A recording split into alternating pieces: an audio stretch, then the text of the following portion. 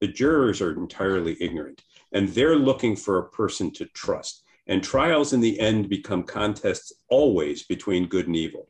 And if you can't find good on your side of the aisle, you better damn well be sure you can create evil either on the bench or on the other side of the aisle, because the jury will follow good. They try to do the right thing. Let me read you a beautiful line that I hadn't noticed the first time I read, or paragraph, that I hadn't noticed the first time I read Orwell's 1984, but I'm rereading dystopian classics now because I think we live in dystopian times, and I'm looking for inspiration.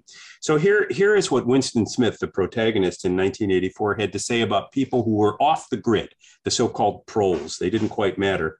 They were governed by private loyalties, which they did not question.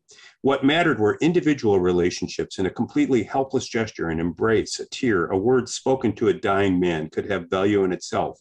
The proles, it suddenly occurred to him, had remained in this condition. They were not loyal to a party or a country or an idea. They were loyal to one another.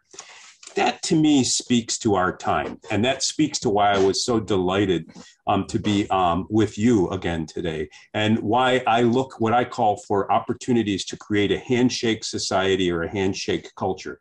Jurors are not part of the larger drama of our time. They're proles. I'm a prole. What was it? What did Hillary call us? I'm a deplorable, and a proud deplorable. The last thing I want to be is part of some self-righteous mob. Look what happened in New York this week. It was extraordinary.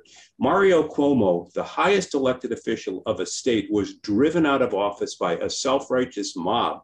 And I'm not endorsing his conduct, but back in the day when we grew up, you do some of the things he did with a woman, you got yourself a slap in the face. You didn't get yourself a most wanted poster on CNN.